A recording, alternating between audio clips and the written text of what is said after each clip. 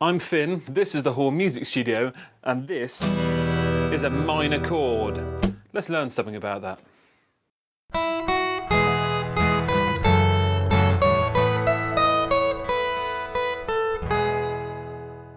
Before we look at the minor chords, let's have a quick recap of the last lesson. Now, if you missed the last lesson, or you haven't seen it yet, click on this link down here and that'll take you off to that lesson. If you did, you remember that we were looking at single string tunes, and the one that we specifically looked at was the Mary Had a Little Lamb, or Merrily We Roll Along tune. And with this hand, we were just using a pick to pick the single string, using finger, if you recall, as an anchor, so that we aren't just flapping around anywhere. Put your little finger as an anchor so that you can pluck that string. And with this hand, using just one finger, finger one in fact, curling it round so it wasn't touching other strings, to play the note in question, whatever fret it happened to be. The string that we were using for that was the B string, the second string there, and it went kind of like this. So with your finger two curling around nicely, pressing into the string, not too hard, just behind the fret, starting at fret 4.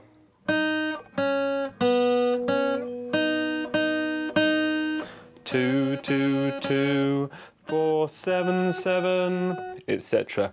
There were some other tunes that we had on that sheet of paper that went with the lesson, and hopefully you had a chance to go through some of them as well.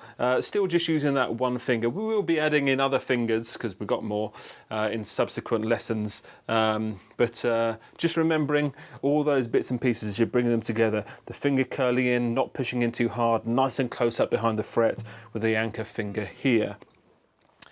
Just talking about this hand and picks, it's a good opportunity just to look at choice of picks. Now I tend to use two different types. I've got one that is a medium thickness. I think this is 0.7 mil.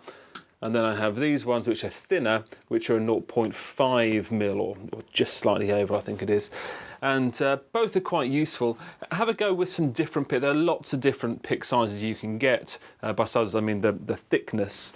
And some are so thin, it's almost like playing with a bit of paper, and some are so thick you might as well be playing with a piece of metal. But just have an experiment and see what feels best for you. Go into a music shop, give it a try, or go on Amazon and buy one of those packs of about 20 different types for £1, and just have an experiment and see what you come out with. What I tend to find is that with the thinner ones, it gets a more kind of a sort of harsh sound and its own ambient sound. So if I blank off the strings, you hear a lot of pick noise, whereas with the slightly fatter one, the medium size,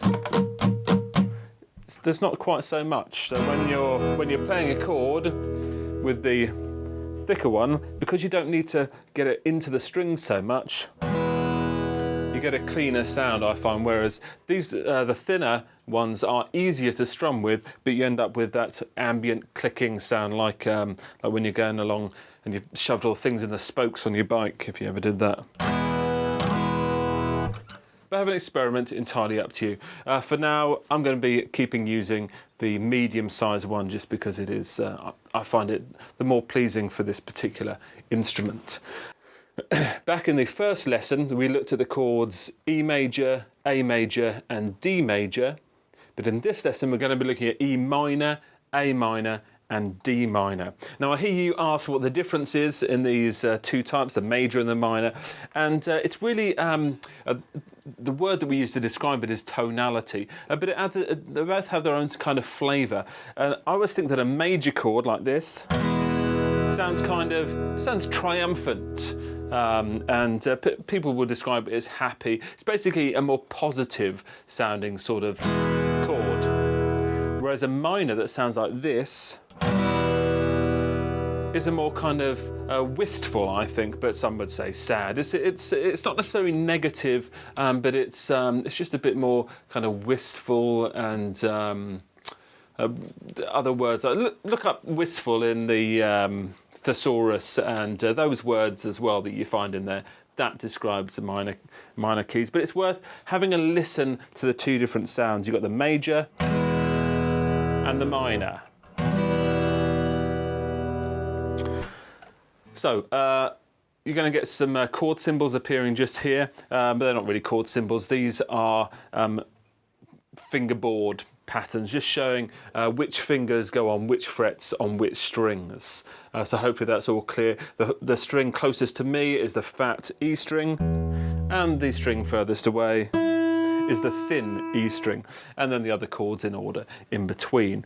The numbers represent the fingers, 1, 2, 3 and 4, and where they're positioned show you which frets to be using. So the E minor, and remember to keep in mind that we're curling our fingers round so that they're pointing directly into the strings, playing with that very tip in between your fingerprint and your nail right in the end there. And you should, now you've been playing for a bit, you should start to find that bits of skin are flaking off, and maybe it hurts sometimes. That's all good stuff. The more you get rid of that soft skin, the more it gets replaced by the leathery sort of skin that will help you to play the guitar even better, because it pushes into the string more easily. So for the E minor, it's just like an E major shape, but you're missing out your first finger. So you'll be using finger 3 on the 2nd fret on the A string, using finger 2 on the 2nd fret on the D string, and that's it. So get those in there, make sure they're making a clean contact, not touching the other strings around them, and give it a strum. Give it a few strums, just get a feel for that. That beautiful, wistful chord. Now for the A minor, we're not going to be plucking or strumming this lowest string. There's a little X there, as you can see. Instead, we're going to be just playing the top 5 strings, A through to the high E. And for this one, we've got 2nd finger, 2nd fret on the D string, 3rd finger, 2nd fret on the G string, and 1st finger on the 1st fret on the B string. And you remember before that all 3 were in line. Now we've just got one that's sliding back 1. You'll actually notice that in all of these minor chords, there's just one finger that's moving back 1 fret each time. So, having got your fingers in, again, just checking that it's all clean around them, give that a strum. Top 5 strings only.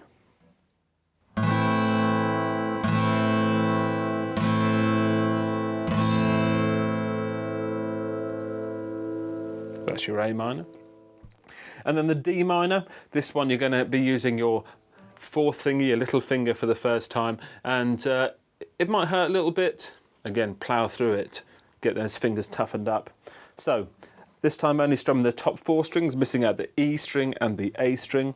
You've got your 2nd finger on the 2nd fret of the G string, your 4th finger on the 3rd fret on the B string, and then your 1st finger, 1st fret on the high E string.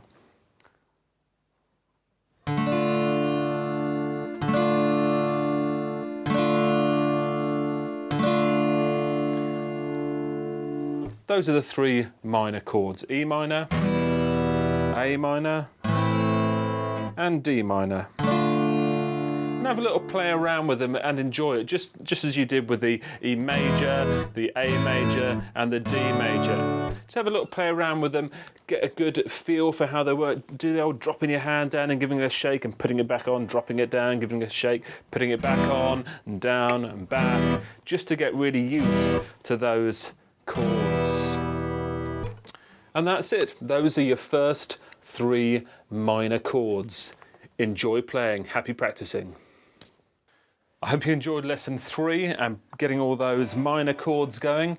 Our next lesson is just up here, but if you missed out lesson 2, that's this one up here, and we were looking at picking a tune on a single string. If you missed that, click on that one.